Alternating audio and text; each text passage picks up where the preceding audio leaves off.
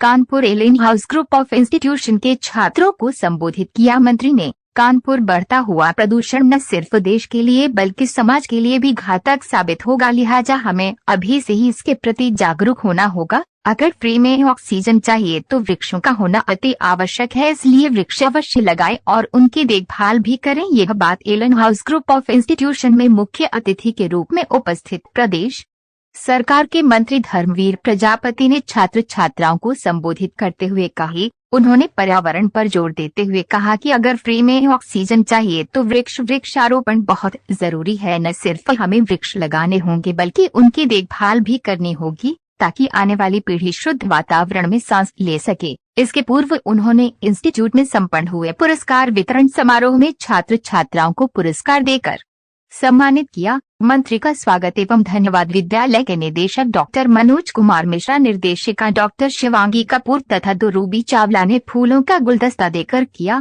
पुरस्कार वितरण समारोह में बीटेक के प्रथम वर्ष एवं द्वितीय वर्ष के साथ साथ 11 छात्रों को पुरस्कार देकर सम्मानित किया गया। इसके पूर्व मंत्री प्रजापति ने सीधा संवाद किया। उन्होंने विभिन्न प्रकार की जानकारियां साझा करते हुए आग्रह किया कि जिस प्रकार से वह पढ़ाई पर आगे चल रहे हैं, इस प्रकार से समाज भेद को ध्यान में रखते हुए कार्य भी करें ताकि आने वाले बच्चों को नई ऊर्जा प्राप्त हो सके। इंस्टीट्यूट के निदेशक मनोज कुमार मिश्रा ने कहा कि इस कार्यक्रम में इंस्टीट्यूट के करीब 360 छात्राओं ने बढ़ चढ़ कर हिस्सा लिया है। ये काफी गौरव की बात है। इसको लेकर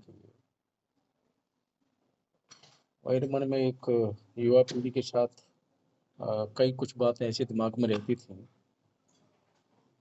उनको लेकर के मन में आया कि बच्चों के साथ संवाद किया जाए। कई कॉलेजों में हमने संवाद बच्चों के साथ किया है। उसमें आज यहाँ एलेन इंस्टीट्यूट में आज जो है एक बच्चों के साथ का संवाद का कार्यक्रम है मेरा। उसमें संवाद में मेरे में 2-3 विषय मुख्य रूप से रहते हैं। नंबर 1, बच्चे के भविष्य को लेकर माँ बाप किस परिश्रम से बच्चों को पढ़ाना, उनकी फीस की व्यवस्था करना, उनकी रहने की व्यवस्था करना, अपने खर्चों में माँ बाप को कटौती करना और बच्चे को वश बनाने के लिए हर समय चिंतित रहना। बच्चों को भी ये सारी बातें ध्यान में रखना चाहिए और अपना कदम आगे बढ़ाना चाहिए। दूसरा है पर्यावरण को लेकर के। पर्यावरण हमारे जीवन के लिए बहुत महत्वपूर्ण है। कोरोना कालखंड में ऑक्सीजन की परिस्थितियों को हम सब ने देखा है, झेला भी है। आने वाली पीढ़ी हमारी ऑक्सीजन के लिए सुरक्षित रहे, आने वाली पीढ़ी हमारी पर्यावरण की दृष्टि से के लिए हम क्या कर सकते हैं। आने वाली पीढ़ी के लिए हम सब की जिम्मेदारी है कि हम सब लोग आने वाली पीढ़ी के लिए शुद्ध हवा, शुद्ध ऑक्सीजन और जल भी संरक्षित करके हम लोग जाएं। ये हम सब की जिम्मेदारी है। इन्हीं विषयों को लेकर के मेरे जो बच्चों के साथ संवाद होता है। बच्चा हमारा भविष्य है। बच्चे अगर उसमें फॉलो करने लग जाएंगे तो मैं मानता हूं कि हम सब लोग इस बच्चों की भागीदारी होने से मैं मानता हूं कि जो लक्ष्य हमारे मन में है उसको हम कामयाब कर पाएंगे। और क्योंकि बच्चों के अगर दिमाग में बात आती है तो पूरा परिवार उसको फॉलो करता है। पहले की परिस्थितियों में एक बुजुर्ग व्यक्ति निर्णय लेता था घर में, आज की परिस्थितियों में बच्चे निर्णय लेते हैं। तो इसलिए बच्चों के साथ संवाद करना हमने बहुत जरूरी समझा और उद्देश्य यही है बच्चों के ये संवाद आज का कार्यक्रम है। संवाद के साथ साथ कोई योजनाएं भी उनको बताने के लिए, समझाने के लिए निश्चित रूप से उनके भविष्य को लेकर के और क्या करना चाहिए, कुछ बातें हैं बच्चों को जो बताने की, वो बच्चों को हम लोग बताते हुए। बेसिक तौर पर सरकार के नियमानुसार कुछ योजनाएं।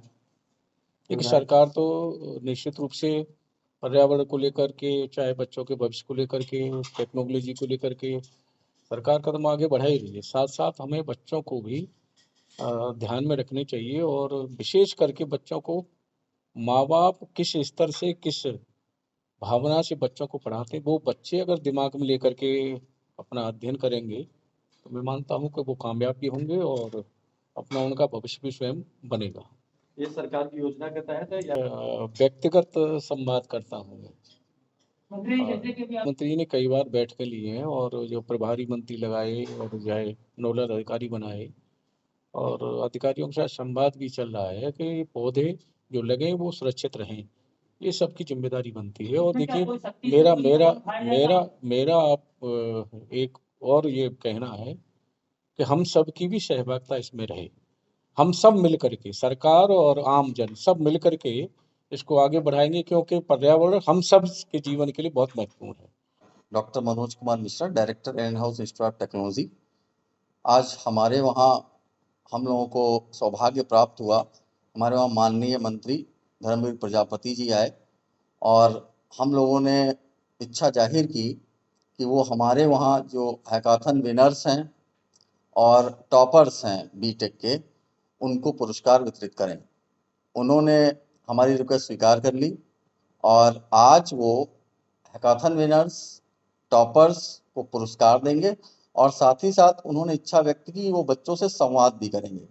उस संवाद में वो बच्चों के भविष्य को लेकर, पर्यावरण को लेकर, उनकी शिक्षा में आ रही रुकावटों को लेकर चर्चा करने वाले हैं और इस चर्चा में हमें उम्मीद है कि बच्चे जरूर कुछ न कुछ सीखेंगे और भविष्य के लिए, पर्यावरण के लिए थोड़ा और जागरूक होंगे। कितने बच्चे हैं जिनको पुरस्कृत किया जाता है? हमारे वहाँ 11 बच्चों को पुरस्कृत किया जा रहा है, जिसमें हमारे 5 हैकाथन विनर्स हैं और बाकी बच्चे फर्स्ट ईयर और सेकेंड ईयर के टॉपर्स हैं। फर्स्ट, सेकेंड, थर्ड तीनों के लिए नगद धनराशि है और सर्टिफिकेट्स हैं। हम यही कहना चाहेंगे कि आज लोकल लेवल पे हम हैकाथन्स करा रहे हैं। हम चाहते हैं कि कल ये ग्लोबल लेवल पे हैकाथन करें और देश दुनिया में अपना नाम रोशन करें।